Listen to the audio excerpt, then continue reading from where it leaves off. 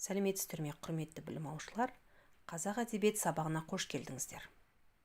Біз өткен сабақта Қабдеш Жұмаділовтің өмірімен, шығармашылық жолымен танысқан болатынбыз.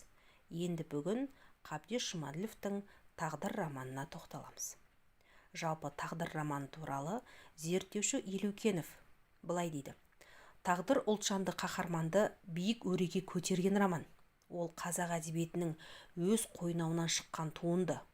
Басқа тілдерге аударылғанда ғана бағы ашылатын кейбір шығармалардай Батыс я Латын Америкасы роман үлгісі бойынша пішілмеген. Тағдырды оқып отырсаң, қазақтың кең даласына сүңгіп кеткендей бір рахатқа бөленесің дейді. Міне осындай бір ғана шағын ойдың өзінен Тағдыр романының қандай бір керемет шеберлікпен жазылған керемет туынды екеніне көз жеткізе аламыз.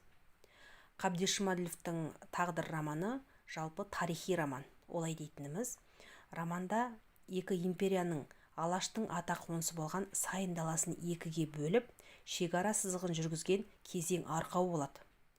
Романда алуан түрлі мінез, алуан түрлі тағдырлар, кейіпкерлер сомдалып, болмысы ашыла түседі. Жалпы роман 4 бөлімнен тұрады. Бұлар жол торабы бірінші бөлім, екінші бөлімі тағдыр талқысы, және үшінші бөлімі уақыт кернеуі, төртінші бөлімі дар ағаш деп аталады.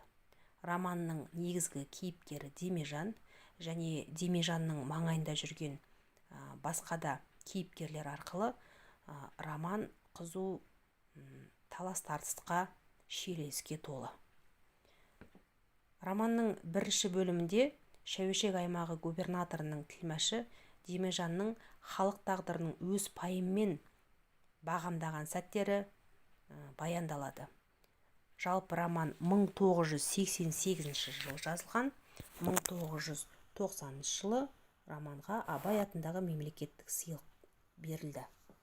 Енді келесі бейне материалға назар аударып, жалпы шығарма не жайында екені, жалпы шығарманың негізгі оқиғасы қандай, сол жайында материал тыңдай аласыздар. Назар аударыңыздар.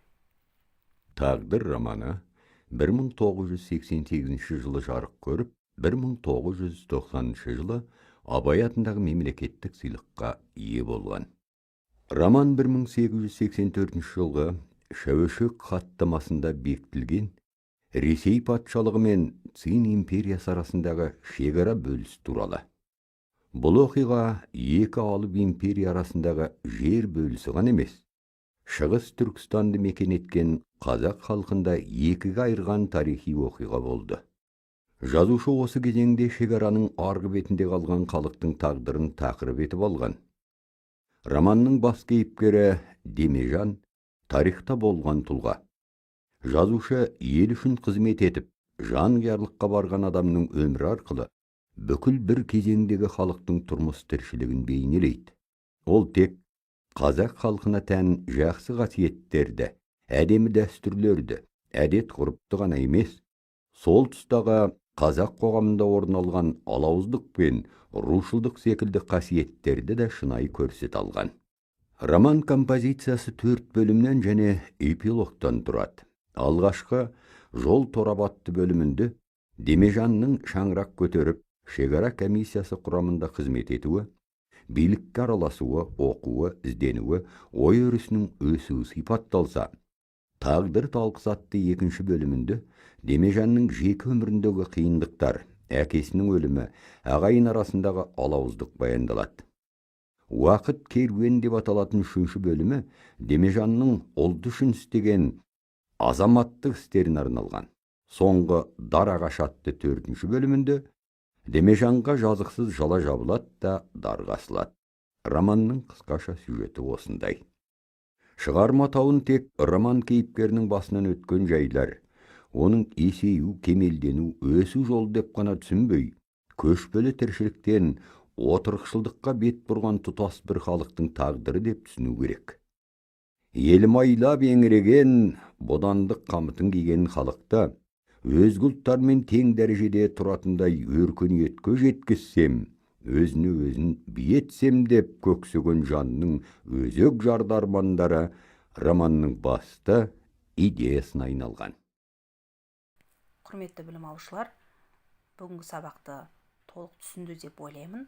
Олай болса, сабағымызды қорытындылап, 3 жазбаша тапсырманы орындайсыздар. Бірінші тапсырма. Берілген үзіндінің сюжеттік композициялық құрылысын талдап, идеясын анықтап жазасыздар. Бұл топтық жұмыс, әр топ өзіне берілген негізгі тапсырманы орындайды және идеясын анықтайды. Мысалы, бірінші топ оқиғаның басталуымен байланысуы, екінші топ оқиғаның шиеленісуі, үшінші топ оқиғаның шарықтау шегі, төртінші топ оқиғаның шешімімен аяқталуы. Екінші тапсырма. Романда қандай ұлттық мүдде туралы мәселелер көтерілген, жер бөлінісі туралы тарихи деректерді келтіре отырып, роман идеясымен байланыстыра талдаңыз.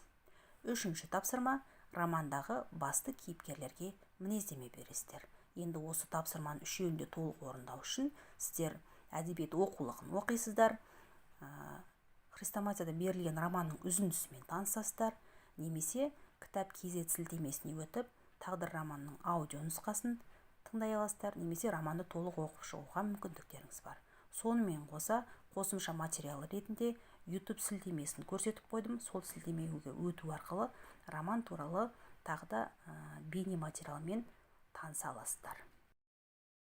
Бүгінгі сабағымыз осымен аяқталды. Сау болыңыздар.